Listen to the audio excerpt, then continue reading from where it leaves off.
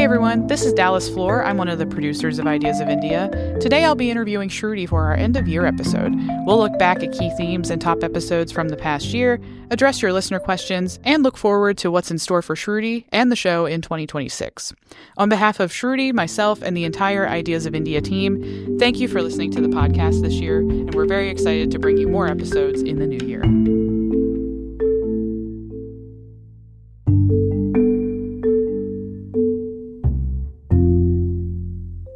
Hello, everyone. This is Dallas. I'm one of the producers of Ideas of India, and today I'll be interviewing Shruti for our end-of-year episode. We'll look back at the big themes and top episodes from 2025, answer your listener questions, and talk a bit about what's ahead for the show and Shruti in 2026. Shruti, thanks again for doing this. Hi, Dallas. Thank you for having me. This is my favorite episode of Ideas of India. Yes. Because I just show up and I get to have a conversation with you, and you're one of my favorite people at Mercatus. So this is awesome. Awesome. Yeah, we're going to do what we always do, start with listener questions. Oh, yeah. So we put out a call for questions on X. So if you're not following us or Shruti over there, please do so you can ask us a question next year. But this year, we got some good ones. First, let's start with Amit Varma, friend of the show. He wants to know, was there ever a moment during or after a recording when you felt like, wow, this makes it all worth it? Yeah, so, he asked me this question too, and I don't think I've ever felt it during a recording. I'm so focused on what's going on in the recording, like I can't, like my mind doesn't daydream. I'm just like totally locked into listening. But, I felt it after, and this year I think it happened during the job market episodes, because we've been doing the job market series for 5 years now. Yeah. And this was the 6th cohort of, people on the job market and young scholars. And many of them said that they started listening to the job market series when they started their PhD. And they've kind of grown up as graduate scholars listening to both the show and also the job market series, and how excited they were to be chosen for it.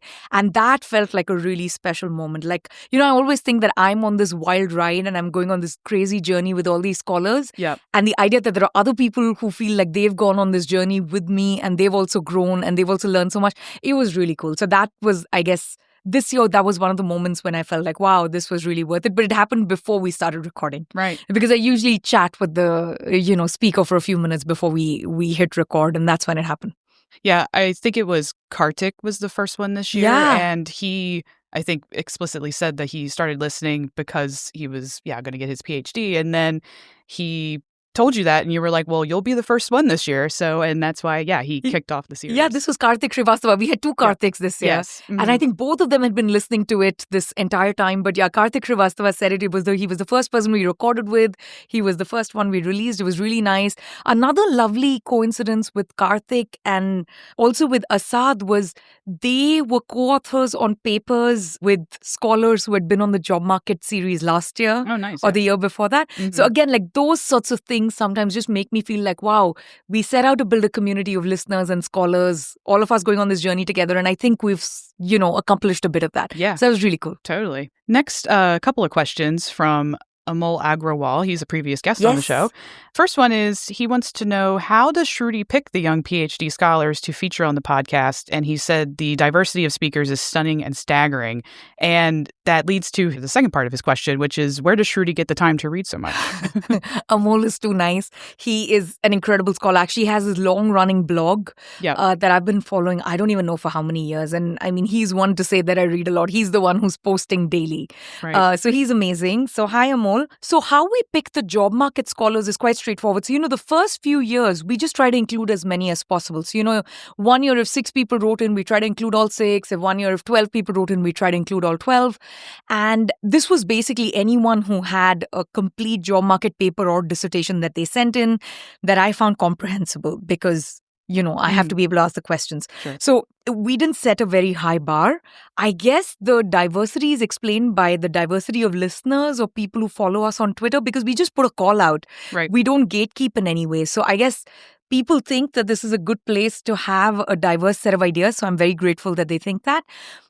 Over the years, especially last year and this year, we've had to do some picking because way more people have sort of sent in their work than we had slots for. So we try to do it as fairly as possible. We have a limited window. As soon as everything comes in, we make sure we have their papers and their dissertations, actually give it all a quick skim before choosing. And the main constraint is I should find it interesting and be able to ask questions. Sure. So I'm not doing anything more contrived than that. It's just, this is interesting. And I guess, so this year I was quite tempted. I was like, oh my God, 2 people on monetary economics. This is so hard. I've forgotten all my monetary economics. But, as I start reading it all, my memory gets jogged and it all starts coming back. Mm-hmm. So I'm basically the only constraint. I'm sure we would have an even more diverse set of people, Sure. if I weren't the only one doing it. Oh, the second question. How do I read so much? I guess, just read every day.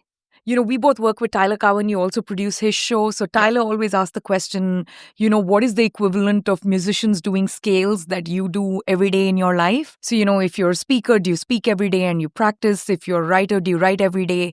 So I can't even remember for how long. I just read every single day. And I don't have like a set number of pages or anything because I think now it's just a habit and I'll read anywhere.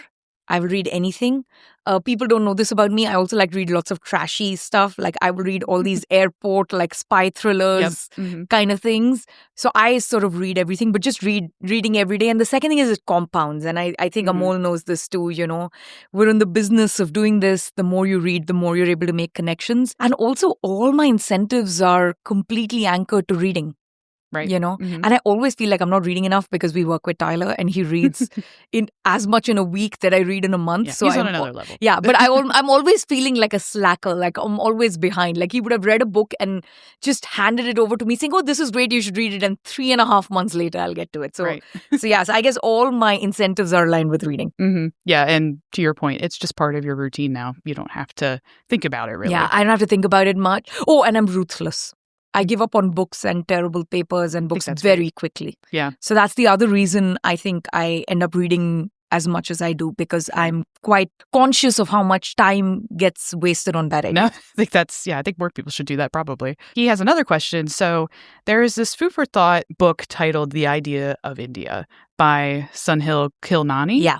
He's mentioning that you've been running Ideas of India for a while now. It's been 5 years, like you mentioned. And how do you see the idea of India panning out based on so many conversations that you've had?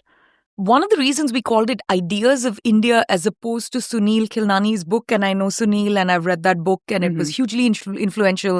And I think he's an incredible scholar. But somewhere it really bothered me that there might be one idea of India, like it's just not possible. Sure. Right? And I think also coming from the sort of free market classical liberal tradition, we don't truly believe that everyone will come towards or converge upon this homogenized idea of anything. Right? So I always knew that there are many ideas and the goal was to capture as many voices as possible. The one thing I've learned doing this for 5 years is I feel now like it's a little bit like a jigsaw puzzle.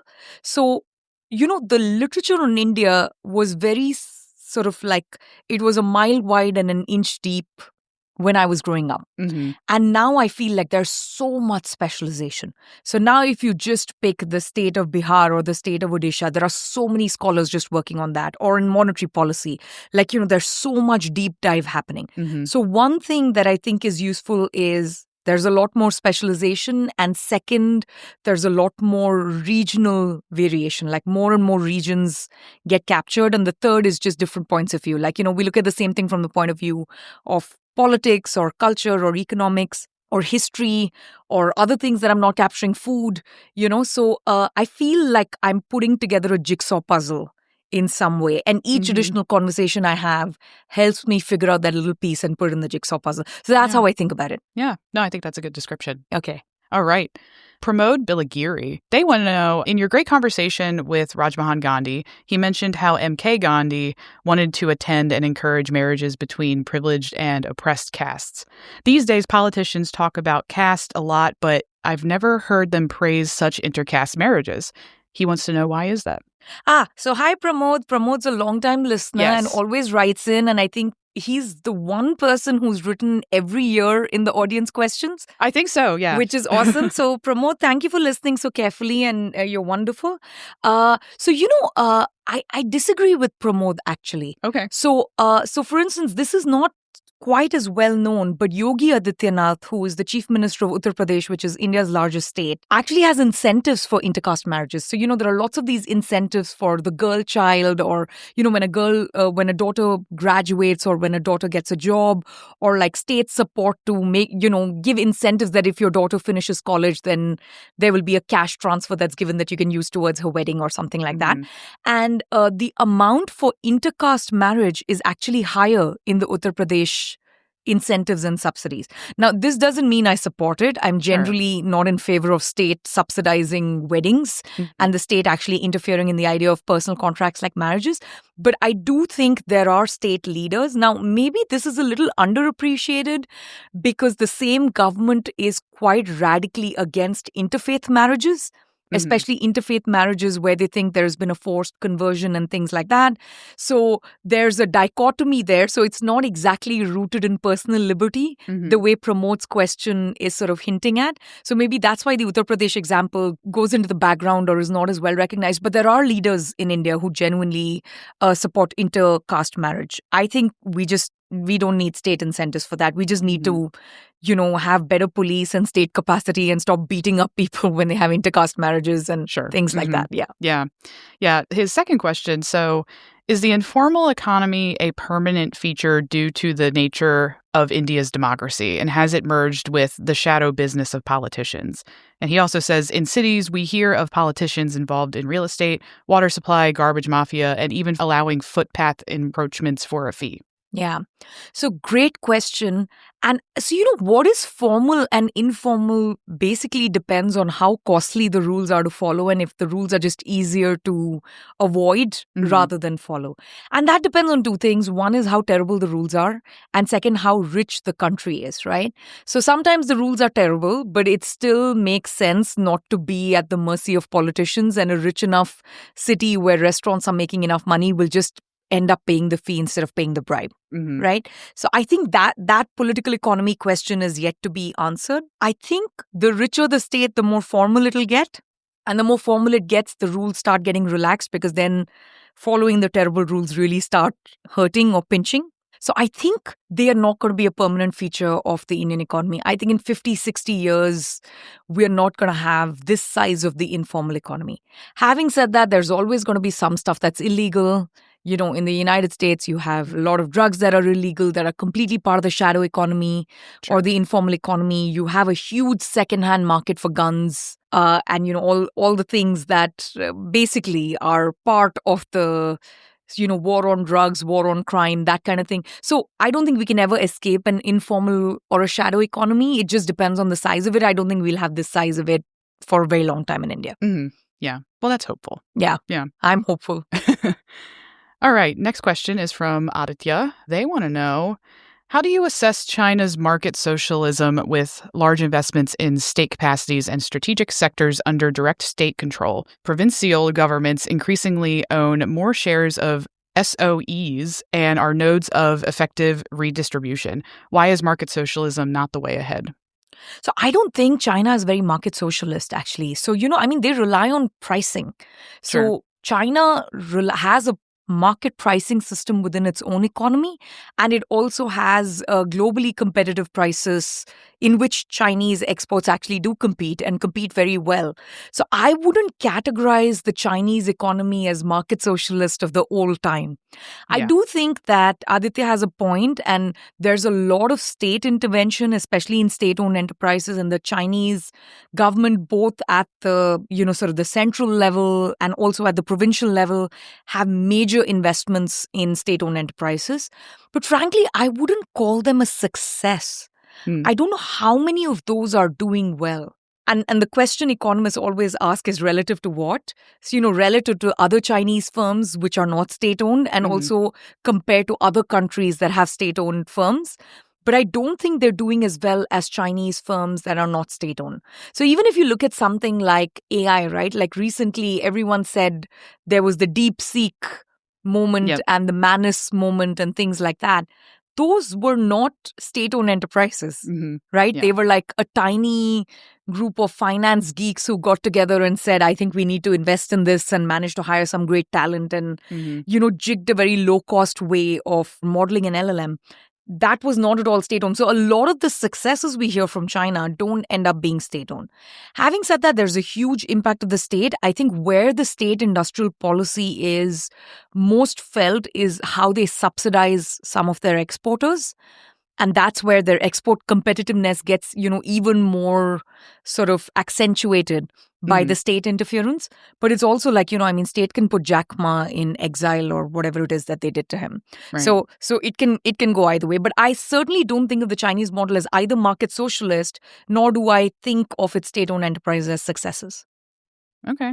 So next person is Yash. They have two questions, but I think we condense it into one. And it's about your paper on premature imitation and Mises's spiral of interventionism. And they say, given this spiral, why simply delay adoption of interventionism instead of advocating for laissez-faire?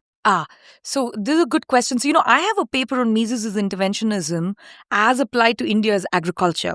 So I agree with Yash that, the dynamics of interventionism, as Mises talks about, in a mixed economy where, the state makes one particular intervention, it distorts prices, and then that leads to the next intervention and the next intervention and so on. So, completely agree with Mises there, have written about it. It applies to India. Kudos Yash for picking that example. Now, my paper on premature imitation with Alex Tabarrok doesn't deny any of this. Right? We are not saying delay the first intervention or, delay the next intervention in the Mises scheme of things. What we're saying instead is that the intervention doesn't just depend on the demand for it or like the kinds of things people like to have in society. Like, people like to have jaywalking laws or anti-jaywalking laws because, you go to a Scandinavian country and they're like, it sets a bad example for children. Right? If adults just cross the street anywhere. So it's a nice to have.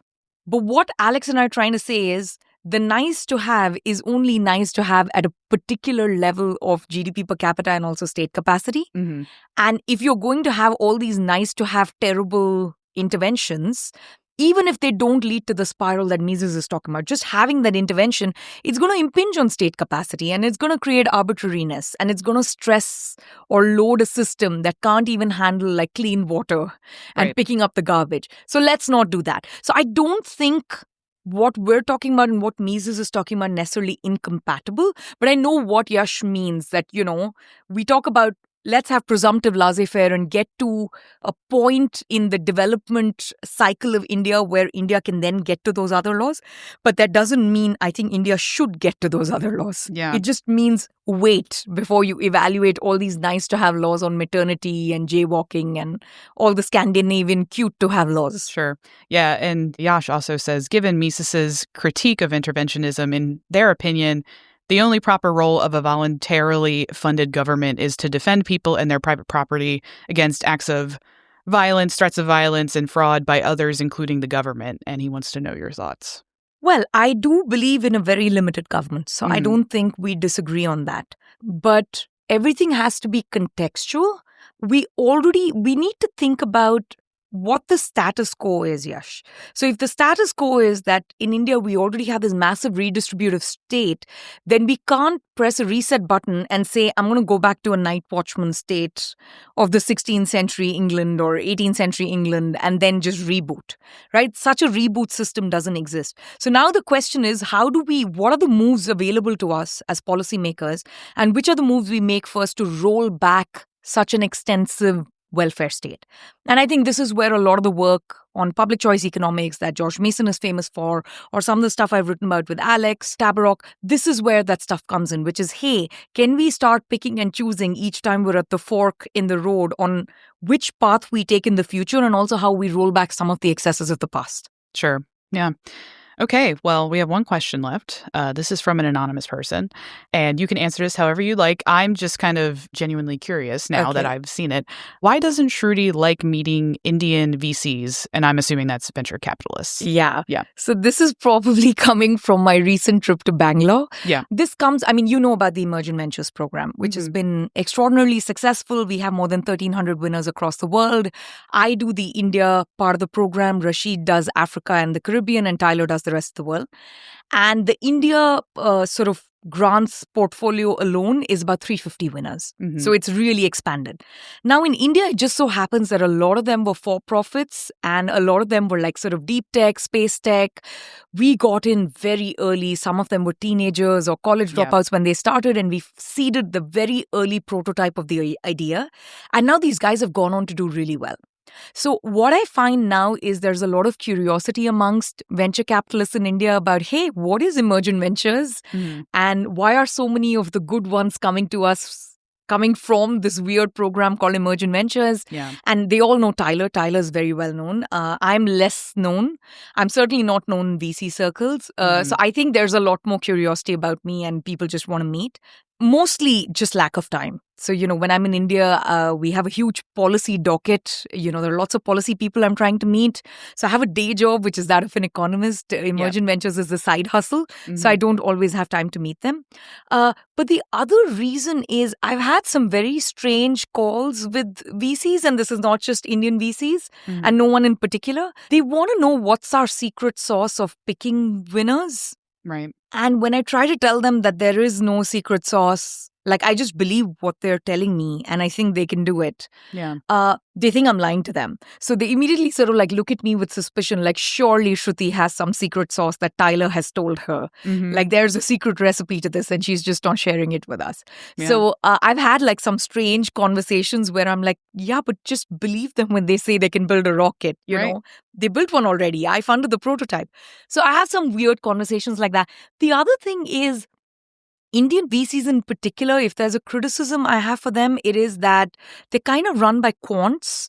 So these are people who, I guess the American equivalent would be like, think of someone who went to MIT and Wharton and has never founded a company.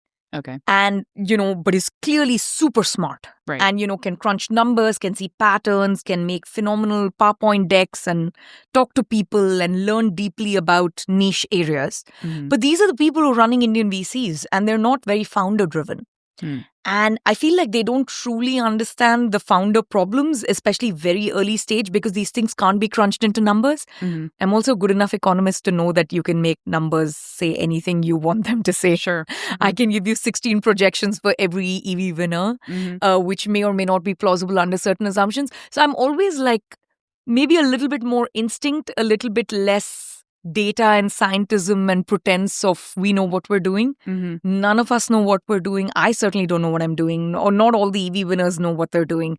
So imposing a lot of structure and data and like, oh, wow, we know this. We're doing the sophisticated thing of picking winners and losers. I really don't think that's what we're doing. So maybe that's why I don't hang out with them very much, but I'm happy to meet them.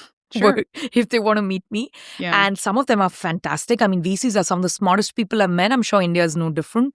But the reception from Indian VCs has been a little bit odd as far as I'm concerned. It's usually like just curiosity of, how are you doing this? Yeah, you need to meet one in the future that doesn't ask you that question, and then maybe your opinion will change. No. I also meet lots of lovely ones. Yes, we had a couple of them over. Like we've had Sajid Pai on the podcast. He's the only one who's been on the podcast 3 times. Right. So I do meet Indian VCs. I do talk to them. I also have them on the podcast multiple times. Yes. So there are some Indian VC friends I have who are very smart and very founder driven. So, I mean, again, it's not like a group of people I hate or avoid or anything. Yeah. It's just EV winners ask me, hey, it's such and such VC funded me. Would you like to meet them? And usually I'm like, maybe another time. It's a slightly busy week. I'm busy, yeah. Yeah, I have heard you and Tyler talk many times about just believing the people that submit applications and taking them seriously, even if it is, a teenager in high school who has maybe something not fully developed, but has potential and truly has an idea that they want to pursue. Yeah. And I think that, a lot of people wouldn't move forward or take them seriously, but you do. Yeah, actually, I take the teenagers more seriously normally because they're very uninhibited and they don't have the usual pretend moves that the rest of us grown-ups make. Sure. They're a little bit raw and unfinished and unfiltered, and that's, I think, a plus because they really do mean what they say. And both Tyler and I have converged on this, that whenever we've supported an idea, but we weren't that sure about the person, that grant hasn't done very well. Sure. But when we were absolutely sure about the person, but the idea was kind of half-baked, it still went very well because smart people figure it out and they pivot and they fine-tune and they learn as they make mistakes and so on. Yeah. So we're not looking for perfection. We're looking for just high agency, high ambition. Mhm. I think the second thing is, for me and Tyler, it's a lot easier to say this because our explicit mission is to support moonshots Yeah. where no one knows anything. Mhm. Whereas if you're a VC and you have portfolios where you need to come up with quarterly numbers and you have to worry about exits, I can imagine they have very different pressures, which is why they behave so differently. And I'm not in that business, so I guess I don't enjoy talking about it. Sure. But yeah, I'm again, any Indian VCs who are listening to this, I'm happy to speak with you. Yeah. Yeah. No, I think that's This is that's not fair. a blanket no. Right, exactly. I'm a little embarrassed. Oh, don't be embarrassed. Yeah. Well, that was all of our listener questions. Thanks, Thank you everyone. for listening. Yeah, and I hope I asked your questions appropriately. Oh, yeah. No, you're awesome. And interpreted them as you wanted them Yeah, to and be next asked. time we'd like some women listeners to write in questions, Truly. guys. Yeah, that would be great. I know you're we out only there. get male listeners, but I know we have lots of female listeners. You write Yes. emails to me. You can be on Twitter's a terrible place for women, but yeah. You can. We'll have an email next Yeah. time. Just maybe a little something different for people to Perfect. submit questions. Yeah, awesome. All right, let's move on to big themes and top episodes from this year. So, what do you think the top 3 from this year were in terms of downloads? I'm just looking at the list. We had some very heavy hitters this year. Yes, I agree. Right? We have Rajmohan Gandhi, but his is split in 2 episodes. So I have a feeling he's not in the top because it gets split across 2 sets of views. But if he combined them, he'd be right up there. I think Ratin Roy would have done very well, would be my hunch. I mean, we had Rakesh Mohan, we had Jasti Chalameshwar, we had Ram Guha. Oh my God, we had some incredible people. Yeah, so it must be one of these people, is my guess. Must have been Prachi Mishra. She's huge. Yeah, this is roughly the lot. Sorry, I've named like 8 out of the 24 episodes. No, yeah, if you keep going, you'll name them eventually. No, Ratin Roy was number 1. Okay. Prachi Mishra was number 2. And then we were originally going to record this last month in November, but then we had to reschedule it to December. So when I pulled the top, that was last month. And so I checked today, probably an hour ago, just to make sure the top was still accurate. And number 3 was Rajmohan Gandhi, specifically the Founding Fathers episode. Oh, yeah. But then when I checked today, it was actually Yamini Iyer. Oh, wow. Was number 3, and she beat Rajmohan by 5 downloads. Ooh, okay. Yamini, So, awesome. Yeah. Yeah, no, and again, like the Rajmohan Gandhi, I knew when we were splitting it up in 2, like we recorded it in 2 parts because I was worried about imposing on him for like 3-4 hours at a go. Right. But I knew the moment we split it up that, he wouldn't be in the top downloaded episode for either one of them. But that's okay. No, none of this surprises me. So 1, I love that Prachi and Yamini are in there. Yes. They're very, very good. I love that it's all economists almost. Ratin doesn't surprise me at all. I think a lot of the themes that Ratin, I mean, 1, he's been in the business for a really long time. He has a huge following. He's a columnist. He's big on Twitter. All of the usual things that make someone a sort of like the top episode of the year. Sure. But I think he also hit on a lot of themes of decentralization, delimitation, migration between states in India. Like he hit on so many hot button things that are happening in India right now that I'm not surprised at all that it kind of captured people's imagination and the zeitgeist. Prachi Mishra also, Prachi Mishra's episode doing that well really thrills me. Yeah. Because she's a macro dev monetary person, straight out of IMF kind of gal. She's a phenomenal economist, but she doesn't chit-chat. You ask her a question, she's going to give you 15 different numbers to contextualize the question. And normally those episodes, I feel, don't do quite as well. Sure. So the fact that her episode did so well just thrills me no end. And same for Yamini. I mean, Yamini's book was fantastic. It was about this crazy experiment that happened in Delhi government schools. Yamini also someone I've known and followed for a long time. So Yamini, Ratin, M.R. Sharan, who we have this year, these are the people who really focus on decentralization, fiscal federalism, giving power back in the hands of the people at the state and at the local government level. So those themes doing well doesn't surprise me at all. So I'm really thrilled. Yeah, I agree. Yeah, they were not unexpected, but it was still nice to see when you look at the numbers, like, oh, okay, these are the top three. Yeah. And knowing Rajmohan Gandhi as well as I know now, I think I can say that he would be thrilled that there were two young women in the top three and one of them beat him for the third spot. So he is very much that kind of, very senior scholar who wants younger people to be heard more. So, Yeah, he would be proud. He'd be very proud. Yeah. And I unfortunately missed him when he was here in person. I think I was on vacation or something. No, you were moving homes. Oh, yeah, I was moving. Yeah. And, so those 2 days that we recorded were the 2 days that, sort of like the truck was coming and Dallas was moving from one home to another and then unloading. Yeah. And we literally did back-to-back days with Rajmohan Gandhi and we missed you so much. Yeah, no, it was... Yeah, one of those where I was like, man, I would have loved to sit in and listen to that. But, life happens. Yeah. But it was still nice to watch, when Later, it was, when it released. So he was such a nice person. Yeah, he seemed to, I didn't meet him, obviously, but he seemed through just, listening to him. Yeah. Yeah. So if we go to Rothan Roy, you mentioned this already, but something that particularly stood out to me was his argument that India has become a compensatory state. Yeah. What do you think listeners connected with there? And has anything since changed your sense of whether India can move toward real earned prosperity rather than state-mediated compensation, especially with the low mobility across states? Yeah, so, I think he's absolutely right. This year we had elections in the state of Bihar, which is, again, one of India's largest and poorest states. And it's got GDP per capita levels of, Sierra Leone. In fact, I think Sierra Leone does slightly better than Bihar sometimes. We had elections there and the election was fought on compensatory politics. And the people who won on compensatory politics. They didn't win on genuine economic growth, genuine investment in human capital and prosperity. So I think Ratin was bang on, unfortunately. It's the worst prediction to come true. On the upside, what Ratin is also highlighting is that the states that are doing well and growing well are genuinely pulling themselves up on the back of people's aspiration and the demand for economic growth and prosperity. So the southern states are doing well. I think one state which has done very well, which used to be a very poor state like Bihar 25 years ago, now is Odisha. Which is one of India's fastest growing states.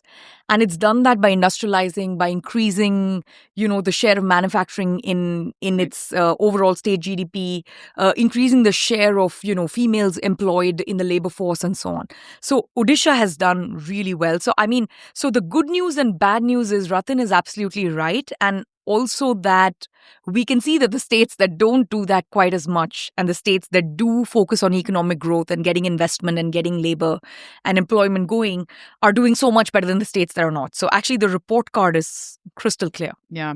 But the political report card, people still vote for that kind of politics. So yeah. Sure. No, that's fair. Yeah. With Prachi Mishra, the conversation that you had with her, do you think that it shifted your view on India's path to sustained inclusive growth?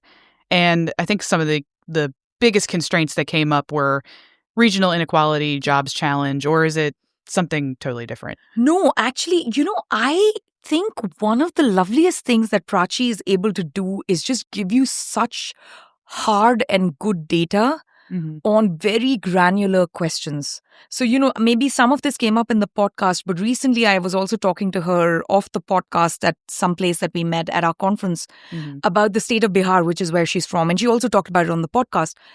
The amount of regional disparity within Bihar. So, Bihar is one of India's poorest states. It's like Sierra Leone. But even within Bihar, there are 2 or 3 areas like Patna, the state capital, that do really well. And everywhere else is barely subsistence level, per capita incomes. Like it's a nightmare. These are the kinds of per capita incomes you see in war-torn countries, like places that have gone through civil war or like a huge natural disaster. This is not a place in central India, which has had very stable governance for the last 75 years and not been hampered by war or hurricanes or anything. So it's very strange, but the granularity of the disparity was something, I don't think it surprised me, but it's something I constantly learn from Prachi. Yeah. Yeah, you mentioned the Delhi experiment in the Yamini's episode. Is there anything from that experiment that you would try elsewhere, or anything that you wouldn't try ever again?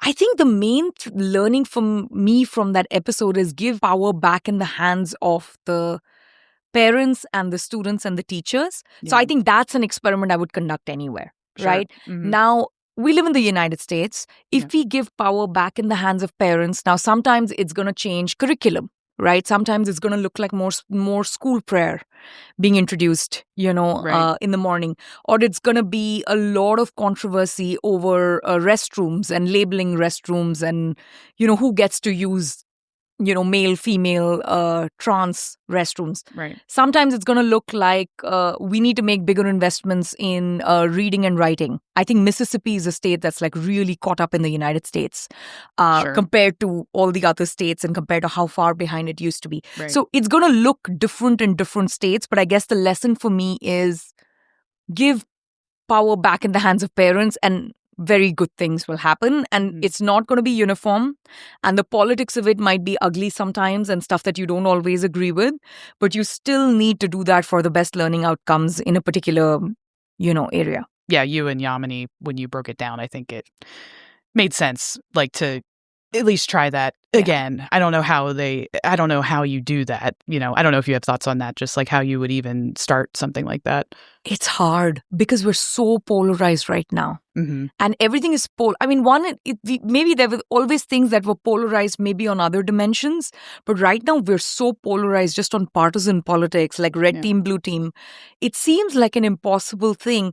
But maybe we just start with like, how do we get a better football team? Mm-hmm. Like, low stakes. Sure. I guess is how, if any American heard me say football team is low stakes, that probably beat me with a stick. But yeah, we don't have to pick the biggest ticket item. Right. We can just start with, hey, what about remedial classes for better math learning after school? Right. Right? It could be something relatively apolitical. And then we go from there is how I would start. But I think just a lot more power in the hands of the PTA and fewer bureaucrats making decisions in school boards. Yeah. We said Raj Mahan wasn't at the top 3, but I'm still going to ask you a question about him. He suggested that Gandhi would have valued inclusion over economic ideology when choosing successors. Do you think that instinct was correct, or do the strains in today's federal and economic landscape point to lessons we missed from figures like C. Rajaji? That's a great question. I really don't know the answer to that. But that's a really great question. I do think, first of all, I have to start with like having Rajmohan Gandhi here in the studio with us, I think was the highlight of my year, maybe the highlight of my life. It was unbelievable. I had to reread all of his work, and I feel like I've been prepping for that episode my entire life. But, I kind of speed read some of the older books and got there quickly. And I must have read 16 or 17, or all of his books, basically. Yeah. And I started seeing a few patterns in them of him as a biographer, which we can talk about in a minute. But I think he is a very interesting person, also the product of his time. Like he was born in pre-independent India, he's seen independence and partition. A lot of the people for whom he's a biographer, he's actually met them in person. Sure. He's been a biographer to both his grandfathers. I think I would trust his instinct on, Mohandas Gandhi's alignment with inclusivity over economic ideology. So I would not question him on that. So I think he would be bang on. So I think he would also be the first to highlight that we missed a lot of lessons from Rajaji. So Rajmohan Gandhi is not a classical liberal like me or like Rajaji, but he does see the value in dismantling license permit Raj and economic liberalization and just how much bottom-up economic growth it brought for people and how it helped us alleviate poverty. So one of the most remarkable things about him as a scholar also is he's not dogmatic, right? And he's able to look at evidence and say, hey, this evidence bears out right and also takes us closer to the vision of what we had for India and for Indians, which is more prosperity, more dignity, more agency.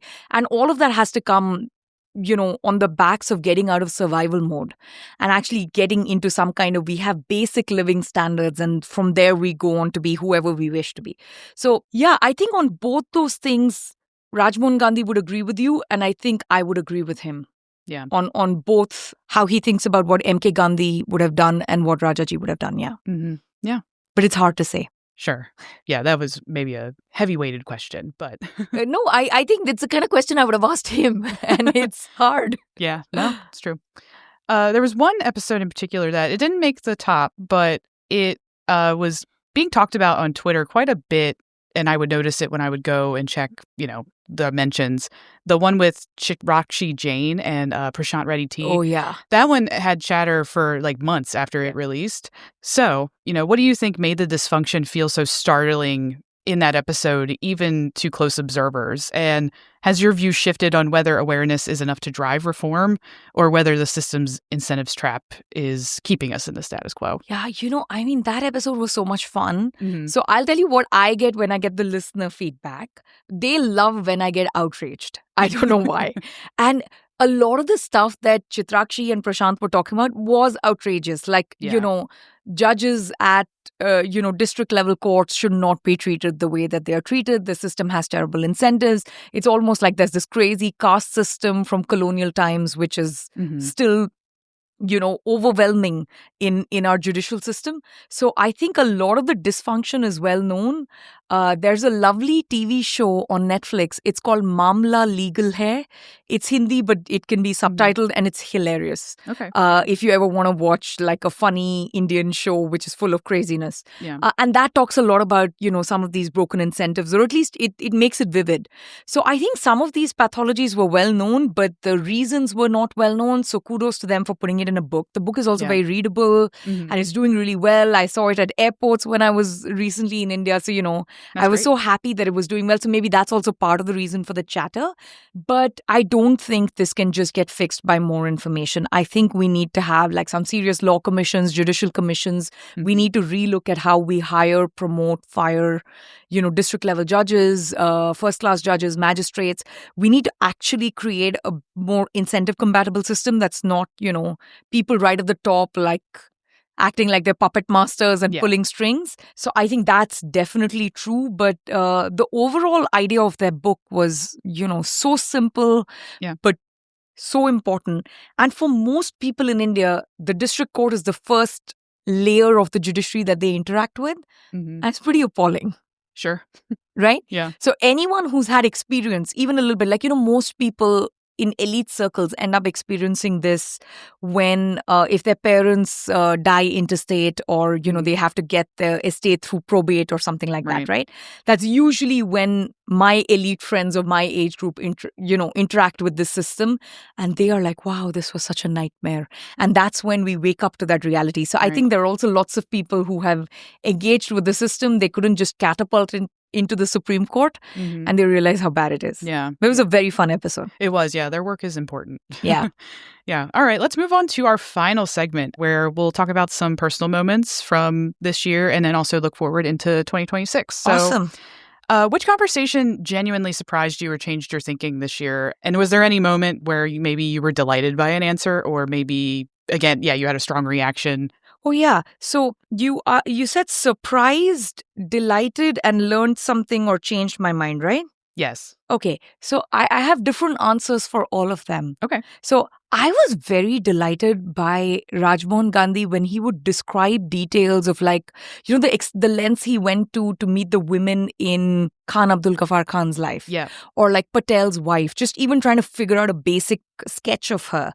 I was very charmed by that because when I normally think of a biographer, I just think of them sitting in the archives.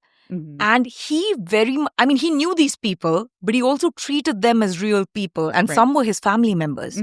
And so to that extent, I was so delighted by how much effort went into balancing what work he does as a scholar in the archives, but also the human lens brought to bear about these are real people with real lives and there are other people involved and we need to capture it. So I was very delighted by that. One thing I genuinely learned was Rakesh Mohan was again in the studio this year. He's an absolute giant. He's been in Makedas before. Yep. You met him. He's like the most delightful, brilliant, nice. Charming human being. And he talked at one point about how he was trying to get the labor mills that had closed down in Ahmedabad to get revived and, kind of bring in investment into that area and change it up a little bit. And he talked about how he was meeting like Arvind Bhai Butch, who was, the labor union leader and this Gandhian leader, and how he was trying to stitch together a fund where there would be money put in for all the laborers who had been, sort of laid off because of the mill closings or something, and then something to tide them over before the new investment kicked in to revive that region. And that was like a major learning because, we all read Gordon Tullock's paper on transitional gains traps and how you transition from system 1 to system 2 and how reforms are so sticky. And he actually gave us a real life example of how he was trying to solve the transitional gains trap. Right. So that was super, it was something that really changed my mind, that it's not important to just point out what the problems are. Like someone has to roll up their sleeves, go talk to labor union leaders and like people on the ground and spend months there, create a fund. Yeah. So he was very inspiring there. And then the stuff I was delighted by, there were many moments I was delighted by. But, we had Justi Chalameshwar, who's for now a retired Supreme Court justice. Mm-hmm. He's amazing. And he's also got a dry sense of humor. So I remember, I may not remember verbatim, but I was talking to him about how what he thinks about Supreme Court's jurisprudence and, how the court is interfering more and more in legislative decisions, which is, not the norm at all.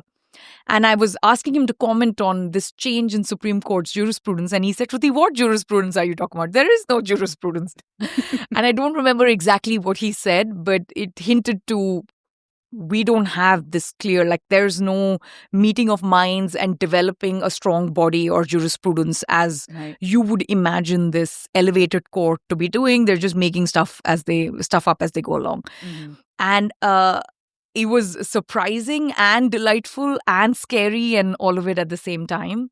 I think another moment that truly delighted me was in the conversation with Ramchandra Guha. He had written this book on biographies of Indian environmentalists. And there was Raj Kamal Mukherjee, who was basically talking about a lot of the Eleanor Ostrom-esque sort of bottom-up Bloomington School ideas before Eleanor Ostrom, decades before her.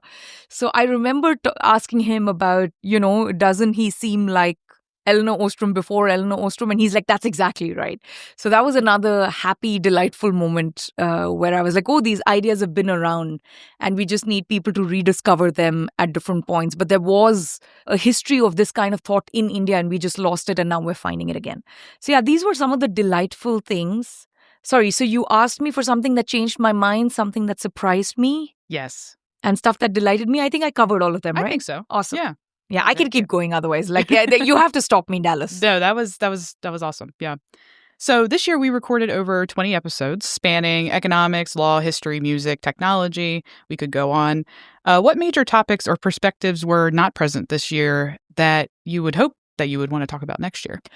Yeah, this is a good question. I feel like we are not looking, at least I'm not reading enough about some of the more specific markets, like financial markets, insurance markets, pensions. These are big ticket items.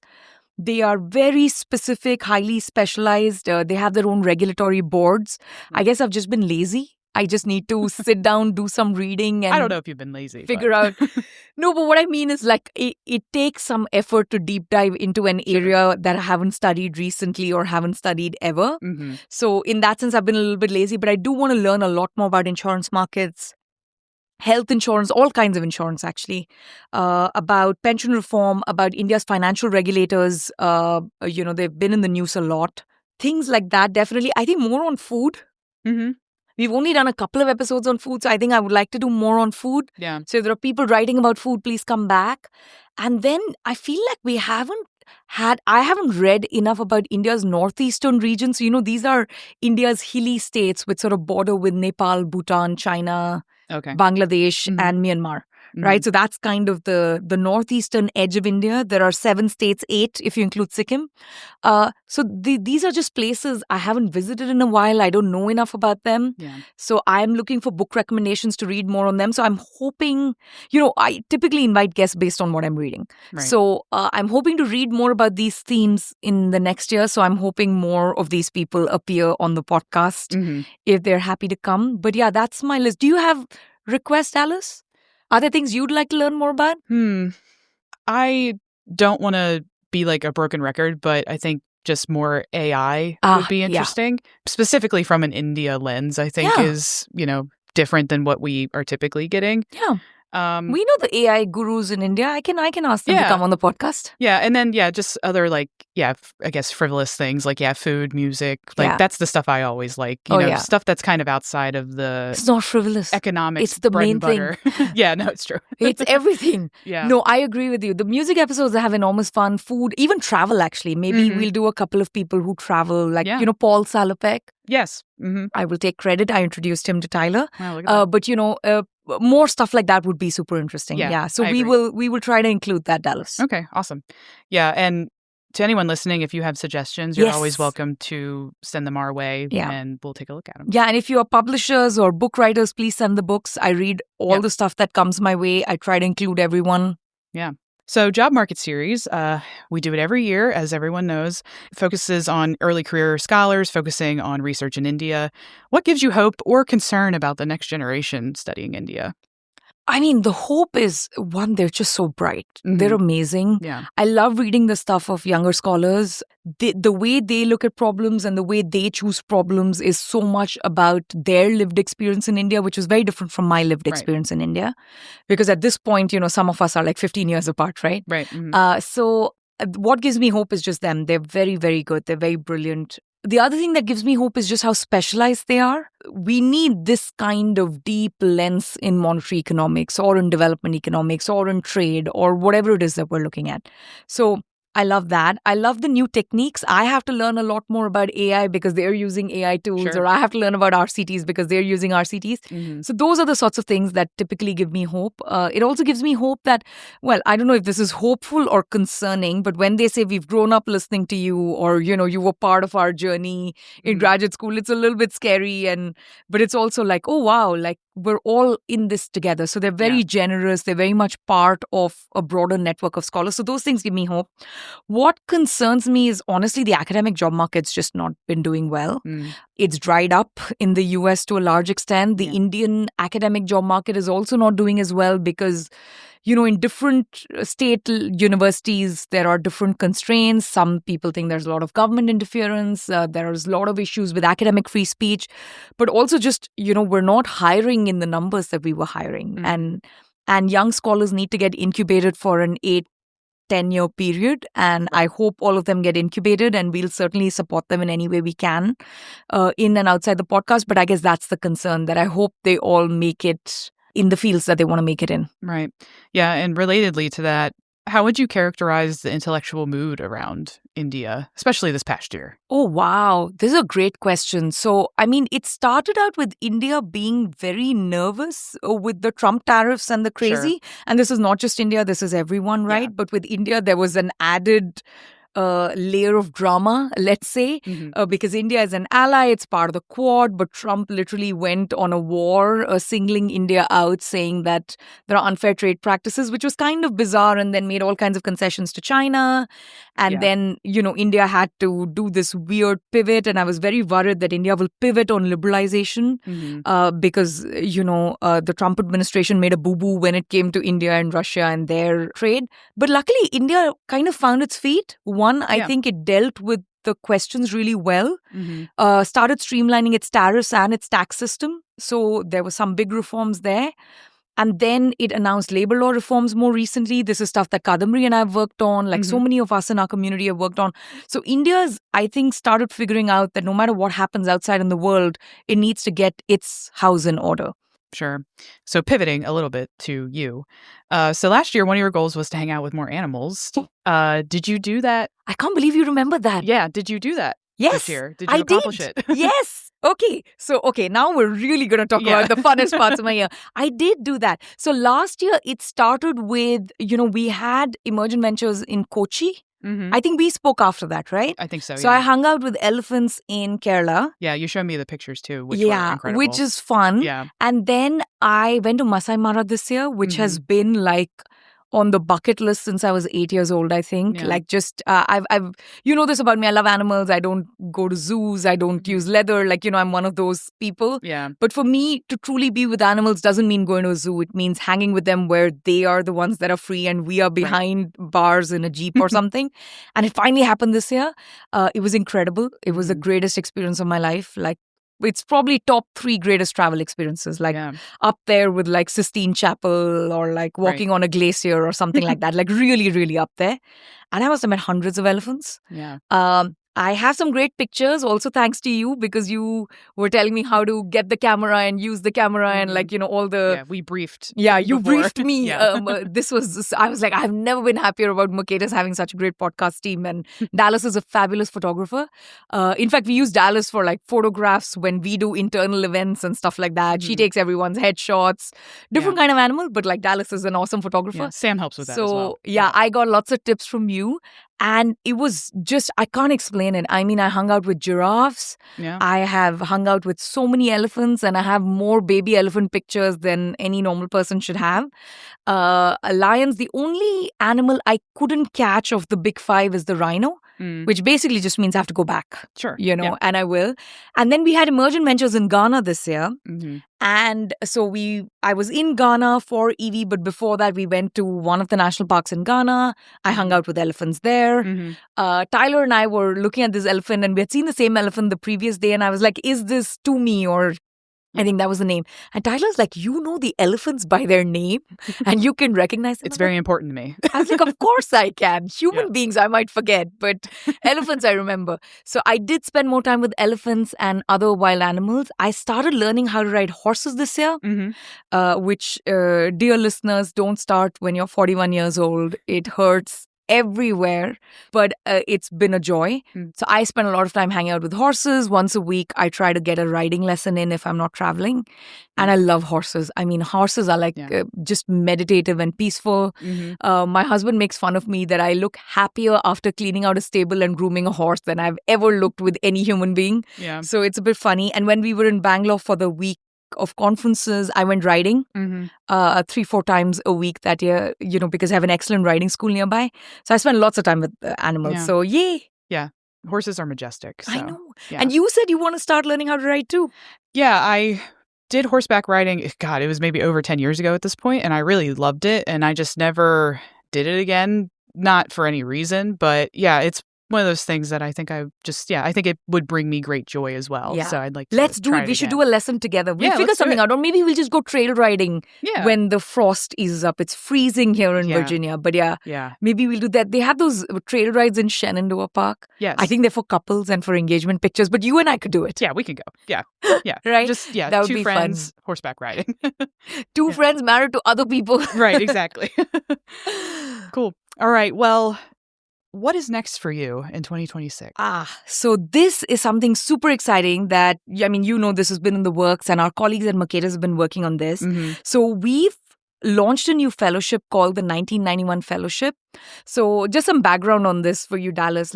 I've been wanting to, for instance, if I want to know what's happening in the state of Madhya Pradesh or like the state of Sikkim, 15 years ago, I had no one to call and ask these questions. And I'm like, it's 15 years later and I still don't have one amazing young expert in every state that I can just call and ask about land or labor or energy pricing or environmental policy or something.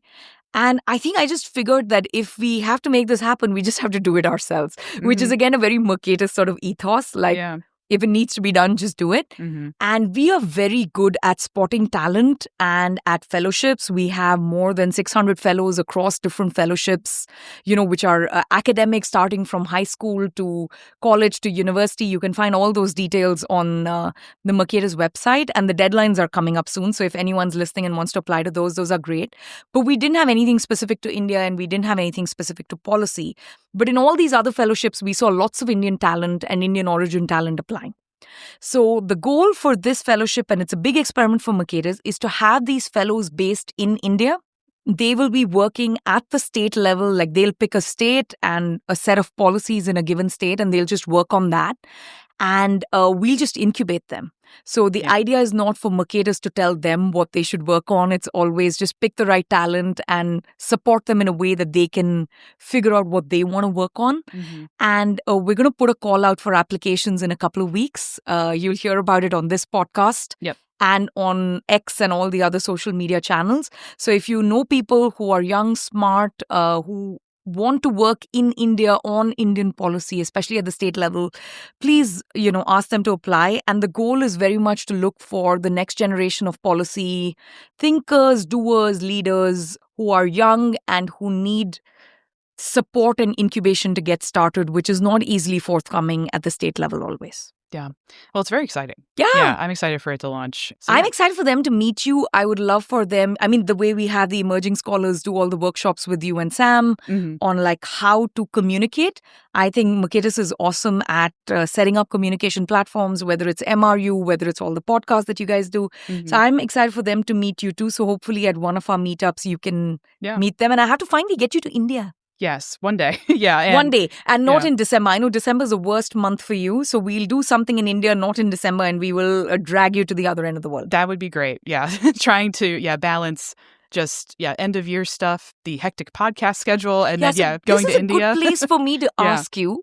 Can you tell the listeners everything you do? Because my listeners only know you as my producer. And that's like the tiniest part of Dallas's like work day. I try to make it a lot, but I can't succeed. She does 50 other things. So why don't you walk us through everything you guys do? Yeah. All right. Strap in because there's a lot. We produce all of the podcasts that are obviously Mercatus produced. We also support some to a certain extent that are independently run by scholars. So Rebecca Lowe, for example, has a podcast, and she is producing it all by herself, but we have given her the training that she needs to do it. We also are thinking about or starting to give her more support just because her download numbers are really great, and we want to create clips for her and other things that we can do to help her boost the podcast. Yeah. So she's amazing. She is. Yeah, she's great. That's and one the only part. Philosopher I can understand. Yeah, no, she breaks things down, to a point where it's digestible, and I do appreciate that. Yeah. So wait, tell us about all the podcasts first. So you do CWT, you do Macro Musings, you do Ideas for India. What else? Those are our big three. Alex, the Marginal Revolution podcast? Oh, yes. So Marginal Revolution podcast, that is seasonal. So we just wrapped up the second season. And so that is nice because we don't have to do it all year round. But we will do a season of it every year. So likely we'll have the third season next fall. And then Mercatus does, I don't oversee these, but we also have Hayek Program podcast and then Virtual Sentiments with Kristen Collins.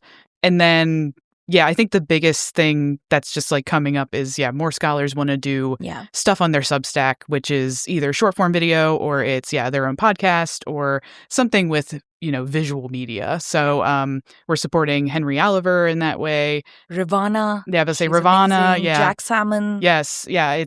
The list is, endless at this point. And that's why I'm having a hard time even remembering them all because there's so many. But that's sort of the podcast side. And then on top of that, I also led the Emerging Scholars Training Program this year, where our emerging scholars came in September, and we basically put them through an 8-week course of, learning how to communicate, learning how to interface with policymakers, short form video, tips for writing, and that was all of the strategic engagement team helping with that. But we kind of just ran them through that. And then at the end of it, we did Mercatus' Got Talent, where they did a short presentation about either their research or something that they're thinking about right now. And they're awesome. I miss Mercatus' Got Talent, but they are just awesome. I run into them all the time in the office, and they're amazing. Yeah, and seeing them go from week 1 to week 8 was really great. Is that amazing? Yeah, and just seeing it, up in front of people too, and, presenting is also, I think, kind of the cherry on top of just like, it shows people like, oh no, they really put the work in and they really like develop their skills over this time. So there's that. And then it's just like general project management of stuff that the strategic engagement team is doing. So I'm kind of all over the place, but I enjoy anything it. that requires communication, audio and video, somehow we manage to involve you. Yes. Like when we do annual reports, thank yous to donors, anything we record on video, I don't know, you're involved at least, or I don't know if that's just me. Like No, You're the only person who's trusted with me, so they send you. I don't know. No, I mean, yeah, I'm definitely the first person that they at least ask. Yeah. You know, it's like, how can we? I have no doubt. Yeah, how can we do this? And yeah, if it's something that Mercatus can produce and do, then yeah, you work with me, you work with Sam. But yeah, if it's sometimes we say, oh no, I think it would be better if you thought about it this way, and then they involve other teams at Mercatus. But but our communication game is pretty good, and in a very large part because of the podcast. And it's amazing to me how many people know of Tyler just as a podcaster. I know. It's kind of hilarious, actually, right? Yeah, and that's shifted too. Like since I've been here, like in the beginning, it was, oh, he does Marginal Revolution. It shifted because you've been here. Oh yeah, I think so. I mean, yeah, totally. It's because he's been consistent with the podcast. He's had great guests. I mean, it's all of it. Yeah. No, I mean, so the listeners know this. I love Dallas.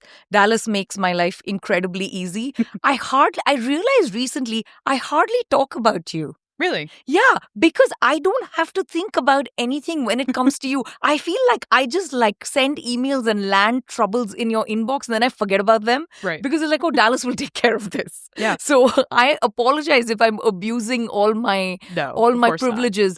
But really, it's you're the coolest, easiest person to work with. Oh, thank you. Yeah. Also, Dallas has, you guys can't see this because it's an audio show, but Dallas has the best style in the office. Oh, well, that's very nice. Thank you. Actually, the entire production team, you guys are very spiffy. Yes. Yeah. It's the creative teams are usually the ones, that are bringing the style or the trends, you know. You and Sam are putting us to shame in our navy blues and blacks every day. Hey, I'm wearing navy blue pants today, so.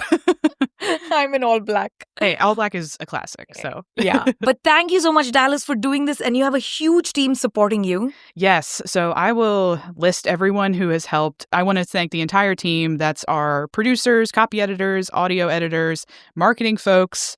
That is Jeff Holmes, Sam Allberger, Kendra Strauderman, Houston Beckworth, Mary Haran, Christina Behe, Beata Nas, Akrith Harakumar, Katie Jester, Jen Whistler, Shreyas Narla, Kadambari Shah, and Ankita Dinkar.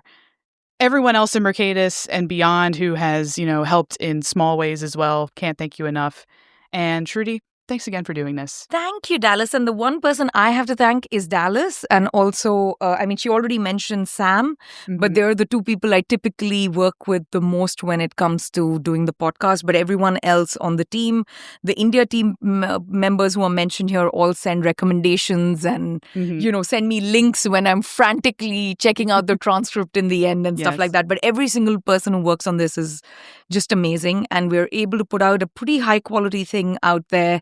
And it's shaping people's lives and it's making PhD students listen to it and come full circle when they're on the job market. So it's been an awesome ride. Yeah, I think all these people need to be shouted out kind of individually. I'll keep it short. But, Jeff is Shruti's strategic engagement team lead. He is involved in all things Shruti, so can't thank him enough for his work. Yeah. Sam, as you mentioned, he helps with production. He's great.